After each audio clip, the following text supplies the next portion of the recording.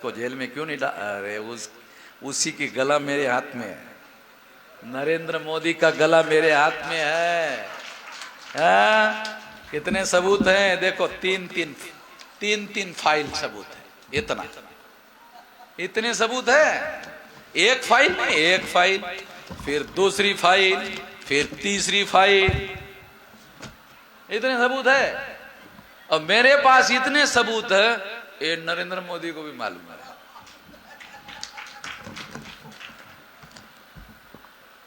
नरेंद्र मोदी को मालूम है वामन मेश्राम से पंगा लेना का देना पड़ जाएगा। मैं तो गुजरात में भी जाके जेल से होके आया, गुजरात में भी जेल में जाके आया हूं। पुलिस वालों को कहा मेरे को अरेस्ट क्यों नहीं कर रहे हो भाई? हैं? करो। नहीं किया, मैं खुद ही जेल में चला गया। आप लोगों को मालूम नहीं होगा, मैं खुद दिल्ली से फ्लाइट पकड़कर अहमदाबाद गया। अहमदाबाद के चांदखेड़ा पुलिस चौकी में मैंने खुद ही जाकर अपने को अरेस्ट करवाया। तो इस तरह से एक काम जो है हम लोगों ने किया। जेल में जाने के लिए हम किसी प्रकार का, वहां नागपुर में आरएसएस के हेडक्वार्टर पर गया, वहां पुलिस वाले मुझे पकड़ कर लेके गए, डिटेन किया। है ना, रिकॉर्ड है ना। फिर उनको जब 3.5 लाख लोगों का मजमा इकट्ठा हो गया नागपुर में, तो 10 गाड़ियों में बिठाकर सम्मान के साथ मुझे घर में वापस भेजना पड़ा। ये सारा रिकॉर्ड है टीवी पर। साथियों, मैं ये जितनी दुख भरी कहानियां आपको बता रहा हूं, एक और बात आपको बताना चाहूं, क्योंकि कोई खुशी की बात आपको सुनने को मिल नहीं रही है। मैं आपको, जब 2019 को काउंटिंग शुरू हुई, सवेरे 8 बजे बीजेपी आगे, 10 बजे बीजेपी आगे, 10 बजे 12 बजे बीजेपी आगे, 2 बजे बीजेपी आगे, 4 बजे बीजेपी आगे, 4 बजे शाम को राहुल गांधी टीवी पर आए। और टीवी पर आकर राहुल गांधी ने बयान दिया, मोदी जी आप चुनाव जीत गए हैं, धन्यवाद, आपको कांग्रेचुलेशन। एक भी सीट नरेंद्र मोदी ने नहीं जीती थी। 340 सीटों पर रुझान थे आगे के, तो नरेंद्र मोदी ने राहुल गांधी ने रुझान पर ही जीतने के लिए उनको मान लिया। तो कांग्रेस के कार्यकर्ता काउंटिंग सेंटर पर काउंटिंग कर रहे थे, उनको मालूम हो गया, अपने राष्ट्रीय अध्यक्ष ने नरेंद्र मोदी जीत गया मान लिया, वो उठ के भाग गया। रात के 9 बजे रिजल्ट लग गया। रिजल्ट लगने के बाद में मिलान करने का समय आया। मिलान करने के लिए कांग्रेस का कार्यकर्ता काउंटिंग सेंटर में हाजिर ही नहीं था। तो हमने बामसेव के हमारे कार्यकर्ता जो काउंटिंग में हाजिर थे उनको पूछा, अरे मिलान कैसे किया? ये सुप्रीम कोर्ट का ऑर्डर है, कैसे मिलान किया? तो हमारे लोगों ने बताया, खाना पूर्ति कर दिया। खाना पूर्ति समझते हो? कागज में आंकड़ा का मिलान कर दिया, भेज दिया चीफ इलेक्शन कमिश्नर। बराबर है ना? ये अधिकारी रहे, इनको मालूम है खाना पूर्ति। मार्च महीने में खाना पूर्ति हर साल करनी पड़ती है। मार्च महीने में एक कागज में खाना पूर्ति करके आंकड़े को मिला करके हर साल भेजने पड़ते हैं। तो खाना पूर्ति करके चीफ इलेक्शन कमिश्नर को भेज दिया, ये मिलान हो गया। और इस तरह से साथियों, मेरा जो ऑर्डर, रिकाउंटिंग का ऑर्डर था, जो 200% गारंटी से घोटाला पकड़ने वाला ऑर्डर था, वो ऑर्डर को साइड ट्रैक किया गया और 2019 के चुनाव में नरेंद्र मोदी को दोबारा घोटाला करके चुनवाया गया। 2014 में नरेंद्र मोदी घोटाला करके प्रधानमंत्री बने, 2019 को नरेंद्र मोदी घोटाला करके प्रधानमंत्री बने। दो बार नरेंद्र मोदी घोटाला करके प्रधानमंत्री बने। अडवाणी और अटल बिहारी दो बड़े नेता मिलकर चुनाव कैंपेन चलाते थे। 186 से ज्यादा सीटें कभी नहीं जितवा पाए। अकेले नरेंद्र मोदी 303 सीटें जितवा लिया, अकेले, दोनों मिलके। अडवाणी अटल बिहारी, अरे बाप रे, बहुत बड़के नेता थे। दोनों मिलके कैंपेन चलाते थे। 186 से ज्यादा सीटें नहीं जितवा पाए, नरेंद्र मोदी ने अकेले 303 सीटें जितवाई। ये सारा का सारा ईवीएम के द्वारा किया हुआ फ्रॉड था, चमत्कार था, ये बात प्रमाणित की जा सकती है। रोका कैसे जाए? पहली बात, ईवीएम में घोटाला होता है। हमारे SC ST OBC माइनॉरिटी के तमाम लोगों को इस पर यकीन नहीं है। वो हमको कहते हैं ये मशीन में कैसे घोटाला होता है, मशीन कैसे घोटाला करती है। जब तक आदमी उसमें हस्तक्षेप ना करे, आदमी हस्तक्षेप कर रहा है ना, चुनाव आयोग हस्तक्षेप कर रहा है। मशीन अपने आप धोखाधड़ी नहीं कर सकती, ये बात बराबर है, मगर मशीन में आदमी हस्तक्षेप कर रहा है, चुनाव आयोग हस्तक्षेप कर रहा है, इस वजह से ये घोटाला हो रहा है। तो इस तरह से सबसे पहले तो लोगों को जगाना, इसको रोकना है तो जगाना होगा, तो जगाने का काम शुरू कर दिया 365 दिन। दूसरा काम, और हमने चुनाव आयोग को लिख कर दिया, ये ईवीएम मशीन ईमानदार होनी चाहिए। लाओ, जब बेईमानी वाली मशीन ला सकते हो तो ईमानदारी वाली भी ला सकते हो। लाओ, फुल प्रूफ मशीन लाओ, और फुल प्रूफ मशीन लाओ तो इसके लिए निगरानी नियंत्रण की व्यवस्था करो। आर्टिकल 32 के तहत सुप्रीम कोर्ट को नागरिकों के मौलिक अधिकारों की रक्षा करने का अधिकार दायित्व दिया गया है संविधान निर्माताओं ने। तो वोट का अधिकार एक्सप्रेशन का अधिकार है, फंडामेंटल राइट है। तो आर्टिकल 32 के तहत सुप्रीम कोर्ट को हमारे अधिकार की रक्षा करना होगा। तो इसका जिम्मा सुप्रीम कोर्ट पर है। सुप्रीम कोर्ट चुनाव पर निगरानी नियंत्रण निर्देशन करने के लिए 3 जज का पैनल बनाए, निगरानी करे। गलती होने के 5 साल बाद कहे गलती हो गई, नहीं नहीं नहीं, गलती होने ही ना दे, रोके, प्रिवेंटिव मेजर ले। एक तो ये कर सकता है। दूसरा, नागरिकों का पैनल बनाया जाए राष्ट्रीय स्तर पर, राज्य स्तर पर, लोकसभा चुनाव के स्तर पर, विधानसभा चुनाव के स्तर पर, और इस तरीके से नागरिकों का पैनल बनाया जाए कि हर ईवीएम मशीन को लगाने के पहले उसको जांच किया जाए। अगर ऐसा किया जाता है तो घोटाला नहीं होगा। चुनाव आयोग ऐसा करे, नहीं करता है, भारत बंद करेंगे। अगर चुनाव आयोग ने ऐसा नहीं किया, भारत बंद करेंगे। आपको याद होगा, हमने पहले भी भारत बंद किया CAA में, मालूम है आपको? CAA मुद्दे पर भारत बंद किया था। इतना बड़ा भारत बंद हुआ था, इतना बड़ा भारत बंद हुआ था, इतना बड़ा भारत बंद हुआ था।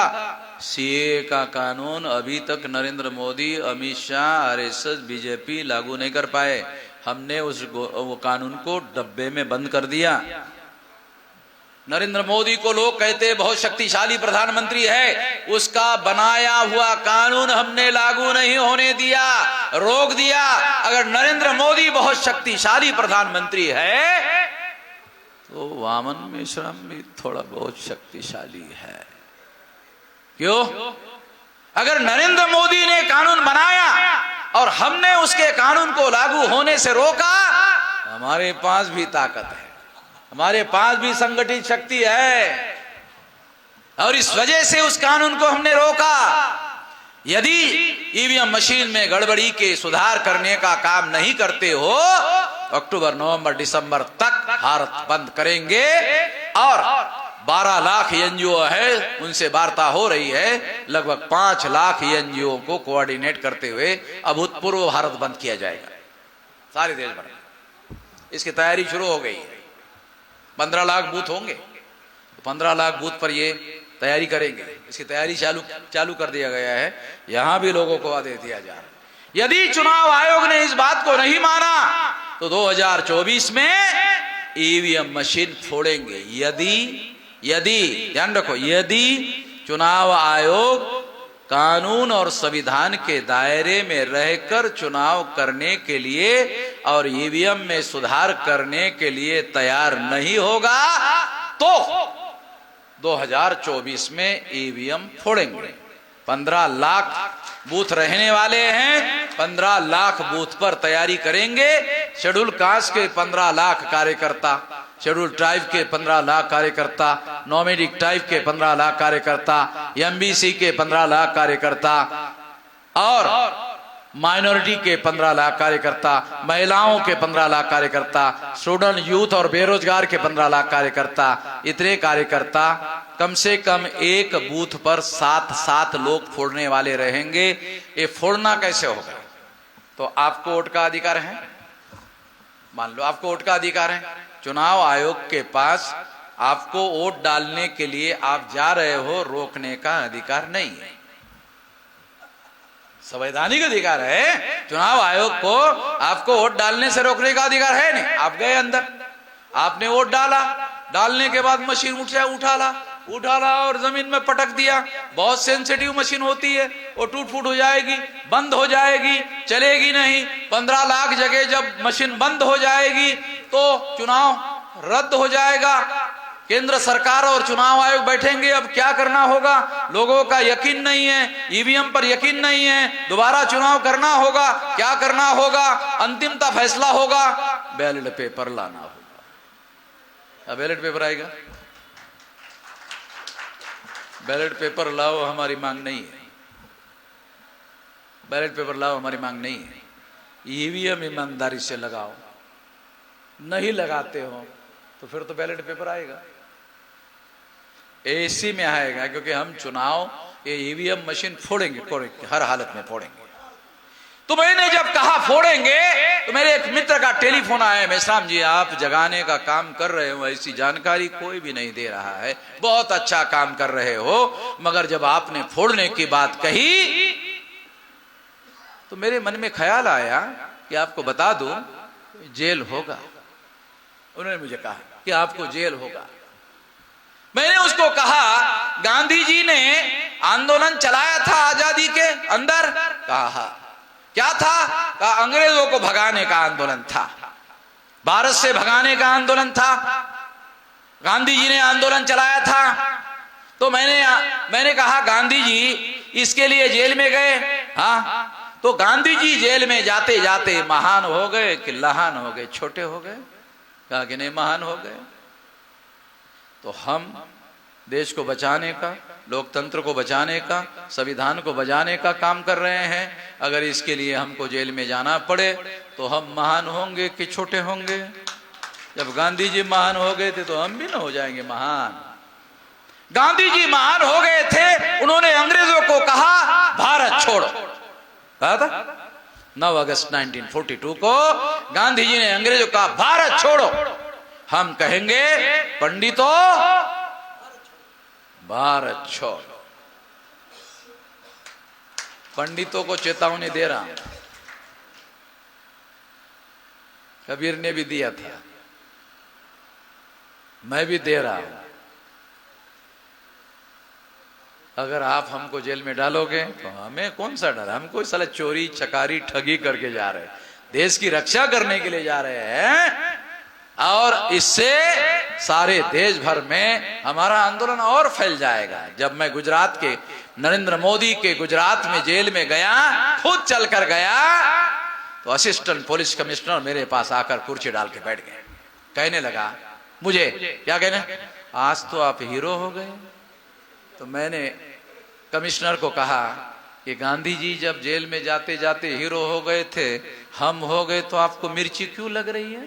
कहा कि नहीं, मिर्ची नहीं लग रही है, आपके लोगों का, कार्यकर्ताओं का सारे देश भर से टेलीफोन आ रहा, तब पता चला, अरे बाप रे बाप, वामन मेश्राम इतना बड़का नेता है।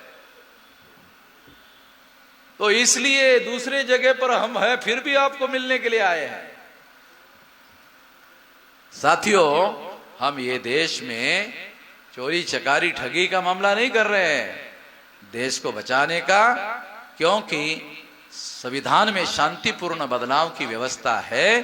अगर तुम ईवीएम का इस्तेमाल करके शांतिपूर्ण बदलाव को रोकने का काम करोगे तो देश में हथियारबंद आंदोलन चलेगा, हथियारबंद आंदोलन चलेगा, देश खतरे में पड़ेगा। देश को बचाने के लिए चला रहा हूं, एक कानून के विरोध में, संविधान के विरोध में है, संविधान को बचाने के लिए चला रहा हूं। ये लोकतंत्र के साथ धोखाधड़ी है, षड्यंत्र है, संविधान लोकतंत्र को बचाने के लिए चला रहा हूं।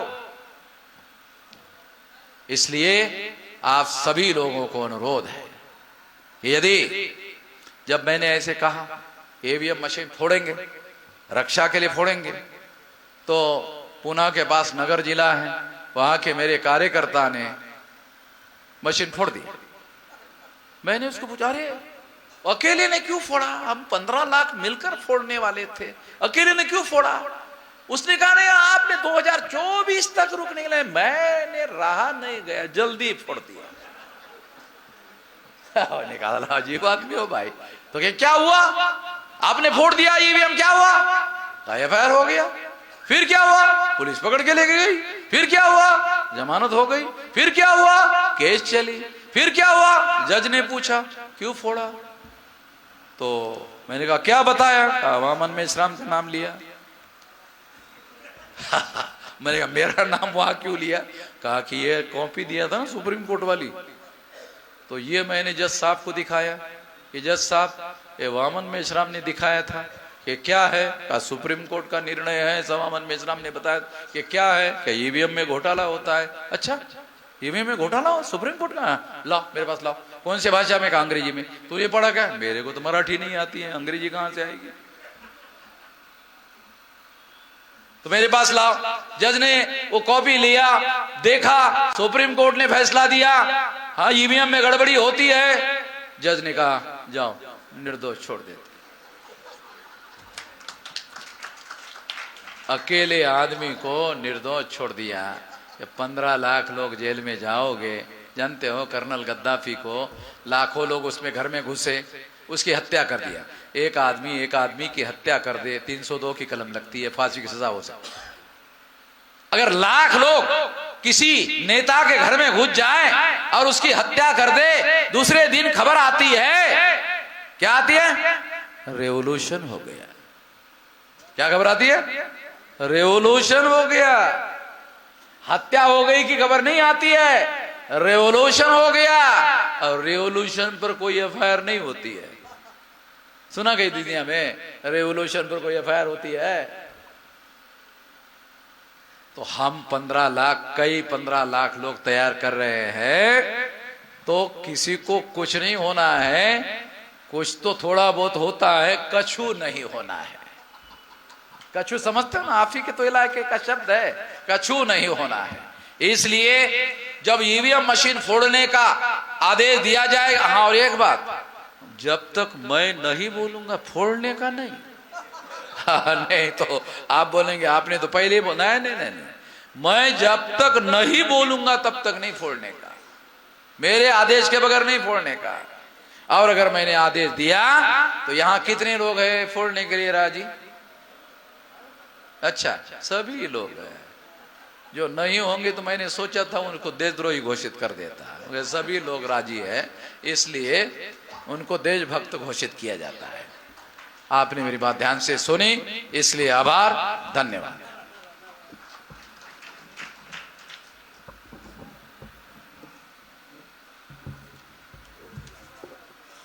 बहुत बहुत